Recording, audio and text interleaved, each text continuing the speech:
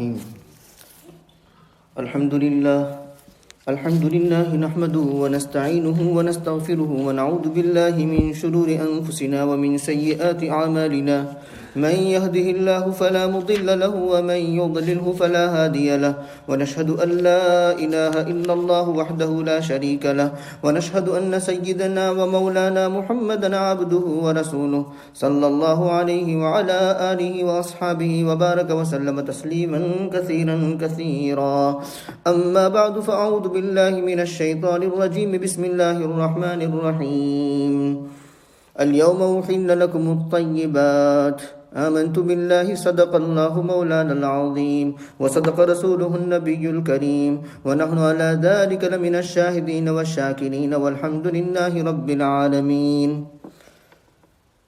قابل احترام بزرگوں اور عزیز دوستوں اور میری معزز ماں بہنوں، سورہ مائدہ کی آیت نمبر 5 کا ایک جزو پڑھا گیا ہے جس کا ترجمہ یہ ہے: آج حلال ہوئی تمہارے لیے پاکیزہ اور ستھری چیزیں. یہ تو ہوا ترجمہ. الیوم کا مطلب یہ ہے کہ جیسے پیچھے الیوم اکملت لکم دینکم واتممت علیکم نعمتی آیا، تو جس دن اللہ تبارک و تعالی نے ابدی دینی نعمت کو کامل کر دیا، اسی دن اللہ تبارک و تعالی نے ابدی دنیاوی نعمت کو بھی کامل اور مکمل کر دیا. مطلب یہ ہے کہ یہ پاکیزہ اور ستھری چیزیں اب تک بھی حلال تھی، لیکن آئندہ کے لیے دائمی طور پر حلال کر دی گئی، اور اب اس میں نسخ ہونے کا کوئی احتمال نہیں ہے، منسوخ ہونے کا کوئی احتمال نہیں ہے. کیوں؟ اس لیے کہ آئندہ چل کر کے وحی کا سلسلہ ختم ہونے جا رہا ہے، وحی کا سلسلہ منقطع ہونے جا رہا ہے. اور آپ اچھی طرح جانتے ہیں کہ اس آیت کے نزول کے 81 دن کے بعد آفٹر 81 days آپ علیہ السلام اس دنیا سے رخصت فرما گئے. تو الیوم کا مطلب یہ ہے کہ جس دن وہ آیت نازل ہوئی اسی دن یہ آیت بھی نازل ہوئی، اور اس میں یہ اعلان ہوا کہ تمہارے لیے پاکیزہ اور ستھری چیزیں حلال کر دی گئی. یعنی 10 ذی الحجہ عرفہ کا دن تھا اور یہ آیت نازل ہوئی. طیبات کا مطلب ہے پاکیزہ اور ستھری چیزیں. یہاں تو الیوم احل لکم الطیبات کہا، اور قرآن کریم میں ایک دوسرے مقام پر اللہ تبارک و تعالی نے فرمایا یحرم علیہم الخبائث یحل لهم الطیبات ویحرم علیہم الخبائث. یعنی اللہ تبارک و تعالی تمہارے لیے طیبات اور پاک صاف ستھری چیزوں کو حلال کرتے ہیں، اور جو خبیث ہیں، غلیظ چیزیں ہیں، گندی چیزیں ہیں، ان کو تمہارے لیے حرام قرار دیتے ہیں. تو اس آیت میں خبائث کا بھی ذکر ہے اور طیبات کا بھی ذکر ہے. کیوں خبائث انسانوں کے لیے حرام قرار دی گئیں؟ وجہ اس کی یہ ہے کہ یہ انسان دوسرے جانوروں کی طرح نہیں ہے کہ جس کا مقصد زندگی سونا، کھانا، پینا، اٹھنا اور جینا اور مرنا، بس بات ختم ہو گئی. کہ جینے اور مرنے تک، کھانے پینے تک، اٹھنے اور جاگنے اور سونے تک محدود نہیں ہے، بلکہ اللہ تبارک و تعالی نے انسان کو مخدوم کائنات بنایا ہے ایک اعلیٰ مقصد کے تحت. اور وہ اعلیٰ مقصد اسی وقت حاصل ہو سکتا ہے جب پاکیزہ اخلاق ہو اور قلبی اصلاح ہوئی ہو. اگر پاکیزہ اخلاق نہ ہو اور قلبی اصلاح نہ ہوئی ہو تو وہ انسان گویا انسان کہے جانے کے قابل نہیں. اسی کو قرآن کریم نے یوں کہا اولئک کالانعام بل ہم اضل واولئک هم الغافلون. یعنی جو لوگ پاکیزہ اخلاق سے عاری ہیں اور اصلاح احوال سے عاری ہیں تو وہ لوگ ایسے ہیں جیسے جانور، بلکہ جانوروں سے بھی گئے گزرے. تو اس کا مطلب یہ ہوا کہ جس انسان کے اندر پاکیزہ اخلاق نہیں وہ انسان کہے جانے کے قابل بھی نہیں ہے. تو انسان کی انسانیت کا مدار یہ طیبات پر ہوا، پاکیزہ اخلاق پر ہوا. ہم ترتیب سے اسٹیپ بائی اسٹیپ چیزوں کو سمجھے کہ انسان کی انسانیت کا مدار پاکیزہ اخلاق پر ہوا، اور قلبی اصلاح پر ہوا، اور پاکیزہ اخلاق اور قلبی اصلاح کا مدار یہ طیبات پر ہے۔ ہم جانتے ہیں کہ ہمارے ارد گرد جو بھی چیزیں ہیں ان چیزوں سے ہم اثر لیتے ہیں، ہم متاثر ہوتے ہیں۔ تو جب ارد گرد کی چیزوں سے انسان متاثر ہوتا ہے، الطبع یسرق الطبع من حیث لا یدری، ایک طبیعت دوسری طبیعت کو کیچ کرتی ہے اور اخذ کرتی ہے، لیتی ہے غیر شعوری طور پر۔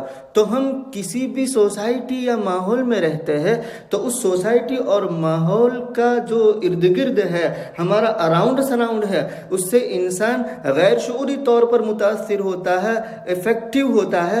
تو آپ اندازہ لگائیے کہ جو چیزیں انسان کا جزو بدن بنتی ہو تو اس سے وہ کتنا زیادہ متاثر ہوگا۔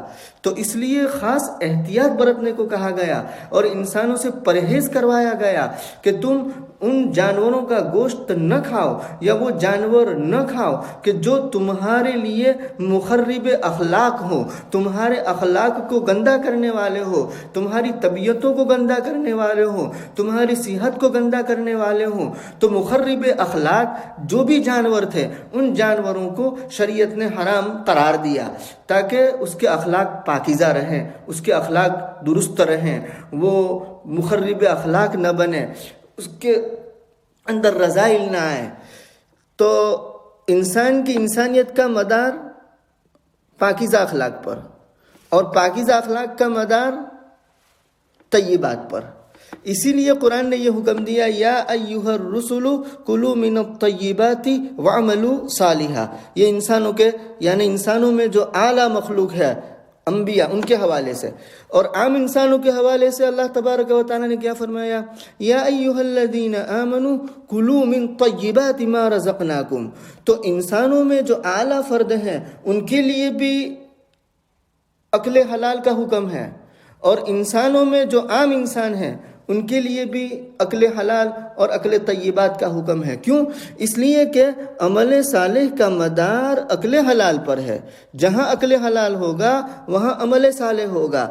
تو گویا رسولوں کو جو خطاب کیا گیا ہے اس میں کلوا من الطیبات کے بعد واعملوا صالحا اللہ تبارک و تعالیٰ نے بیان فرمایا، تو اس سے اشارہ ملتا ہے کہ عمل صالح وجود میں آئے گا اکل طیبات کے بعد۔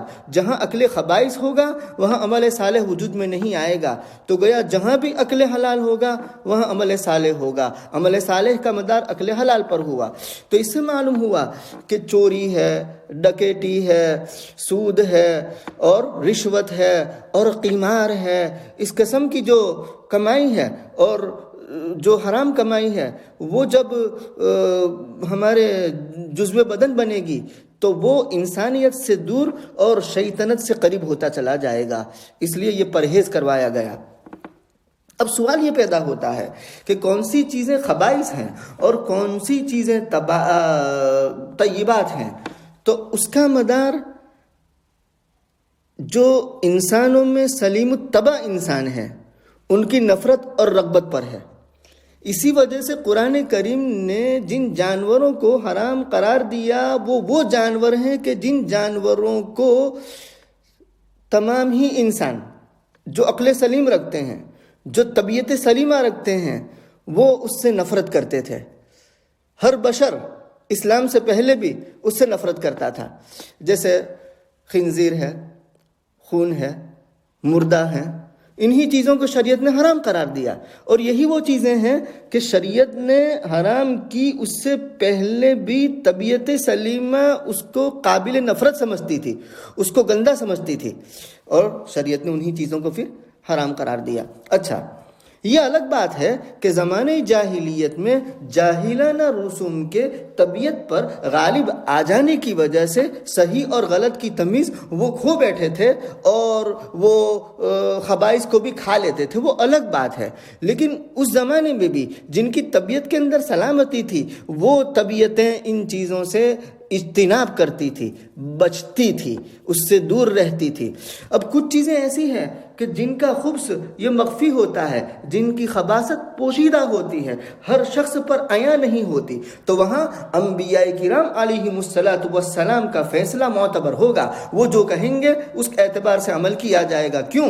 اس لیے کہ انبیاء کرام علیہم الصلاۃ والسلام وہ شخصیات مقدسہ ہیں، وہ نفوس مقدسہ ہیں کہ جن کو اللہ تبارک و تعالی نے چن لیا۔ اور کیسا چن لیا؟ ایسا چن لیا کہ ان کی پوری حفاظت کی، فرشتے ان کے پہرے کے لیے لگا دیے، اور ان کا قلب، ان کا دماغ، ان کا وجدان یہ خبیث چیزوں سے یا غلط ماحول سے متاثر نہیں ہو سکتا۔ تو وہ ایسے نفوس مقدسہ ہیں۔ تو جن چیزوں کا خبث مخفی اور پوشیدہ ہے تو وہاں انبیاء کرام علیہم الصلاۃ والسلام کا فیصلہ معتبر ہوگا۔ اسی لیے حضرت نوح علیہ السلام سے لے کر کے خاتم النبیین احمد مجتبی محمد مصطفیٰ صلی اللہ علیہ وسلم تک جتنے بھی انبیاء کرام علیہم الصلاۃ والسلام تشریف لائے، انہوں نے اپنے اپنے زمانے میں خون ہے بہنے والا، اور اسی طریقے سے خنزیر ہے، اور اسی طریقے سے مردہ ہے، اس کی حرمت کا اعلان کیا، وہ کرتے رہیں۔ شیخ ولی اللہ دہلوی رحمۃ اللہ علیہ نے حجت اللہ البالغہ میں یہ بات بیان فرمائی کہ شریعت نے جتنے بھی جانور حرام قرار دیے ہیں وہ تمام جانور دو اصول کے تحت سمٹ کر جمع ہو جاتے ہیں۔ پہلا اصول کیا ہے کہ وہ جانور طبیعت اور فطرت کے اعتبار سے خبیث ہوگا اور غلیظ ہوگا، یعنی طبی اعتبار سے ہی، فطری اعتبار سے ہی وہ جانور غلیظ ہے۔ اور دوسرا اصول کہ جانور اپنی ذات، اپنی فطرت، اپنی طبیعت کے اعتبار سے تو غلیظ نہیں ہے، لیکن اس کو ذبح کیا گیا ہے غلط طریقے سے، تو غلط طریقے سے ذبح کرنے کی وجہ سے وہ مردہ ٹھہرا۔ اور اس کے بعد قرآن کریم کی آیت سورہ مائدہ کی آیت نمبر 3 ہم پڑھ چکے، سن چکے، جس میں 9 چیزوں کو حرام قرار دیا، حرمت علیکم المیتۃ والدم الی آخرہ۔ تو وہ 9 چیزوں میں سے ایک لحم الخنزیر پہلے اصول کے ماتحت جائے گا۔ پہلے اصول سے مراد کیا؟ کہ جن کی طبیعت اور جن کی فطرت ہی میں خباثت ہے اور غلاظت ہے، تو وہ پہلی اصول کے ماتحت چلا جائے گا۔ اور باقی جو 8 جانور ہیں، 8 قسم، وہ دوسرے اصول کے ماتحت چلی جائے گی۔ کیا مطلب؟ کہ ٹکر کھا کر مر گیا، چوٹ کھا کر مر گیا، غلط طریقے سے ذبح کیا گیا، بتوں کے نام پر ذبح کیا گیا، تو وہ دوسرے اصول کے ماتحت چلی جائے گی۔ اب قرآن کریم نے تو اجمالی طور پر وَيُحَرِّمُ عَلَيْهِمُ الْخَبَائِثَ کہہ کر کے تمام خبیث چیزوں کو حرام قرار دیا، لیکن ان خبیث چیزوں میں سے چند چیزوں کو قرآن کریم نے بیان کیا۔ وہ چند چیزوں میں سے لحم خنزیر ہے، میتہ ہے، دم مسفوح ہے، اور دوسری بہت سی خبیث چیزوں کو قرآن میں بیان نہیں کیا گیا ہے، وہ نبی کریم صلی اللہ علیہ وسلم کے بیان پر چھوڑ دیا گیا، آپ کے سپرد کیا گیا۔ چنانچہ آپ نے خبیث جانور کی ایک علامت یہ بیان فرمائی کہ پچھلی قومیں جو عذاب کے طور پر کسی جانور کی شکل میں مسخ اور تبدیل کر دی گئیں تو وہ جانور بھی طبعاً خبیث سمجھا جائے گا۔ گویا اللہ تبارک و تعالیٰ کا اس قوم پر غضب نازل ہوا، غضب نازل ہونے کی وجہ سے ان کو وہ جانور کی صورت اور وہ جانور کی شکل دے دی گئی۔ وَجَعَلَ مِنْهُمُ الْقِرَدَةَ وَالْخَنَازِيرَ، ان میں سے کچھ لوگوں کو بندر بنا دیا، کچھ لوگوں کو خنزیر بنا دیا۔ تو معلوم ہوا کہ بندر اور خنزیر طبی اعتبار سے خبیث ہے، فطری اعتبار سے خبیث ہے۔ نمبر 2 کہ جانوروں میں کچھ جانور ایسے ہیں کہ جن کے افعال اور آثار کو دیکھ کر آپ جیسی طبیعت سلیمہ رکھنے والے جو بھی حضرات ہیں وہ سمجھ لیں گے کہ یہ جانور خبیث ہیں، گندا ہے۔ مثال کے طور پر درندہ جو دوسرے جانور کو پھاڑ کھاتا ہے، چیر دیتا ہے، جس کے اندر سنگ دیلی ہے، سخت دیلی ہے، تو بھلا ایسے جانور کو کون کھائے گا؟ ایسے جانور کو کون کھائے گا؟ کس کی طبیعت ایسے جانور کی طرف مائل ہوگی؟ تو ان کے افعال اور آثار ہی سے طبیعت سلیمہ محسوس کر لیتی ہے کہ یہ خبیث جانور ہے۔ اسی لیے کسی نے نبی کریم صلی اللہ علیہ وسلم سے پوچھا تھا بھیڑیے کے متعلق، تو آپ علیہ الصلوۃ والسلام نے فرمایا کہ بھلا بھیڑیوں کو بھی کوئی انسان کھا سکتا ہے؟ نمبر 3، کچھ جانور وہ ہیں کہ جو ایذا رسانی میں بہت آگے ہیں، ان کی خصلت ہی ایذا رسانی ہے، اچک لینا ان کی خصلت ہے۔ باز ہے، شکرا ہے، چوہا ہے، چھپکلی ہے، مکھی ہے، مچھر ہے، بچھو ہے۔ یہ سارے جانور وہ ہیں کہ جن کی خصلت میں ایذا رسانی ہے، اچک لینا ہے۔ آپ علیہ الصلوۃ والسلام نے اس کا ایک اصول بیان فرما دیا حدیث سے، مسلم کی روایت ہے۔ غالب ابن عباس رضی اللہ تعالیٰ عنہ حدیث کے راوی ہیں، فرماتے ہیں کہ نہا رسول اللہ صلی اللہ علیہ وسلم عن کل ذی ناب وعن کل ذی مخلب، عن کل ذی ناب من السباع وعن کل ذی مخلب من الطیر، کہ نبی کریم صلی اللہ علیہ وسلم نے روکا ہر اس درندے کو جو اپنے دانتوں سے شکار کرتے ہیں۔ شیر آ گیا اس میں، اور جتنے بھی جانور دانتوں سے شکار کرنے والے ہیں وہ سارے اس میں آ گئے، یہ اصول بیان فرما دیا۔ اور ہر اس پرندے کو حرام ٹھہرایا جو اپنے پنجوں سے شکار کرتے ہیں، چیل ہے، باز ہے، شکرا ہے۔ یہ آپ نے اصول بیان فرما دیا کہ درندوں میں درندہ جو پھاڑ کھانے والا ہے، دانت والے، دانتوں سے شکار کرنے والے، پرندوں میں اپنے پنجوں سے شکار کرنے والے، یہ حرام قرار دیے۔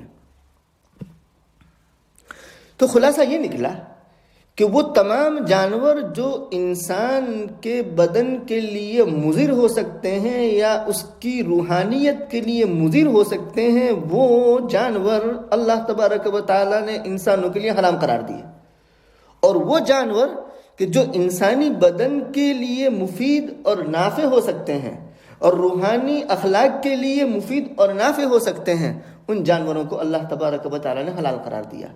اب یہاں ایک بات غور کرنے کی یہ ہے کہ یوں تو اللہ تبارک و تعالیٰ نے جتنی بھی چیزیں بنائی ہیں وہ ساری چیزیں انسان کے برتنے کے لیے، کھانے پینے کے لیے نعمتیں ہیں، لیکن جانور کو ذبح کرتے وقت بسم اللہ اللہ اکبر کہنا کیوں ضروری قرار دیا؟ آلو کاٹو تو بسم اللہ اللہ اکبر نہیں بولا جائے گا، ٹماٹر کاٹو تو بسم اللہ اللہ اکبر نہیں بولا جائے گا، بیگن کاٹو تو بسم اللہ اللہ اکبر نہیں بولا جائے گا، مرچ کاٹو تو بسم اللہ اللہ اکبر نہیں بولا جائے گا، ہلم جرہ بہت سی چیزیں۔ اسی طریقے سے آپ سیب کھا لیجئے، بسم اللہ بولنا ضروری اور واجب نہیں، بنانا کھا لیجئے، بسم اللہ بولنا ضروری اور واجب نہیں، دال چاول کھا لیجئے، بسم اللہ بولنا ضروری اور واجب نہیں۔ بہت تو یوں کہہ سکتے ہیں کہ ان چیزوں کے کھانے پکانے کے وقت بسم اللہ بولنا مستحب، واجب نہیں، فرض نہیں کہ نہیں بولیں گے تو یہ حرام ٹھہر جائے گا، ایسا نہیں ہے۔ لیکن جانور کے ذبح کی صورت یہ ہوئی کہ جب تک بسم اللہ اللہ اکبر نہیں بولیں گے، یہ واجب ٹھہرایا، ضروری ٹھہرایا، وہ جانور مردہ کے حکم میں ہوگا۔ کیوں ضروری ٹھہرایا؟ تو غور کیا جائے تو یہ بات معلوم ہوتی ہے کہ اصل میں جانور تمام جان کے اعتبار سے ایک حیثیت کے ہیں، تمام جاندار جان کے اعتبار سے ایک حیثیت سے ہیں۔ جب ایک حیثیت کے ہیں تو ایک جاندار کا دوسرے جاندار کو مارنا اور پھر اس کو کھانا یہ جائز نہیں ہونا چاہیے تھا۔ بھئی بکری بھی جاندار ہے، انسان بھی جاندار ہے، اونٹ بھی جاندار ہے، انسان بھی جاندار ہے، گائے بھی جاندار ہے، انسان بھی جاندار ہے، مرغ بھی جاندار ہے، انسان بھی جاندار ہے۔ یہ کہاں کا انصاف کہ ایک جاندار دوسرے جاندار کو ختم کرے اور اس کو کھا لے؟ تو عقل کے اعتبار سے تو درست نہیں ہونا چاہیے تھا۔ لیکن اللہ تبارک و تعالیٰ نے انسان کے لیے ان جانوروں کو شرعی طریقے سے ذبح کرنے کے بعد حلال ٹھہرایا۔ کیوں اللہ اکبر بسم اللہ بولنا ضروری؟ اس کی وجہ یہ ہے کہ جب جس کے لیے اللہ تبارک و تعالیٰ نے ان جانوروں کو حلال ٹھہرایا تو بہت بڑی نعمت ہے، بہت بڑا انعام ہے۔ جب یہ بہت بڑی نعمت اور بہت بڑا انعام ہوا اللہ تبارک و تعالیٰ کی جانب سے، انعام خداوندی، نعمت الہیہ، تو اس نعمت الہیہ اور انعام خداوندی کا اظہار ذبح کے وقت ہونا ضروری ہے کہ اللہ اکبر، بسم اللہ اللہ اکبر، گویا اللہ تبارک و تعالیٰ کی اس نعمت کا ہم اظہار کرتے ہیں جس نے ہمارے لیے اس کو جائز قرار دیا۔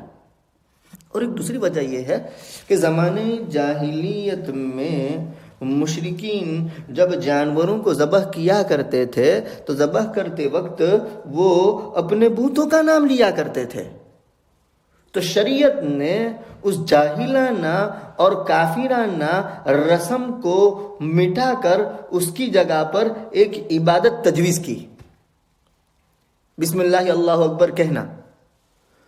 اور اس کافرانہ رسم اور جاہلانہ رسم کو مٹانے کے لیے مناسب یہی تھا کہ وہ جو کلمات کہتے ہیں ان کلمات کی جگہ پر ایسے کلمات تجویز کیے جائیں کہ جو اللہ تبارک و تعالیٰ کی بڑائی بیان کرنے والے ہوں۔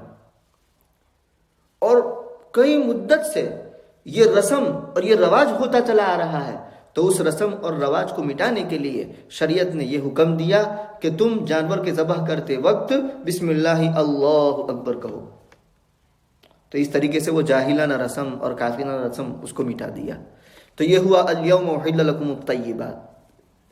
آئندہ دوسرے اجزاء پر انشاءاللہ بات کریں گے۔ سبحان اللہ و بحمدہ، سبحانک اللہم و بحمدک، ونشہد ان لا الہ الا انت، نستغفرک ونتوب الیک۔ سبحان اللہ۔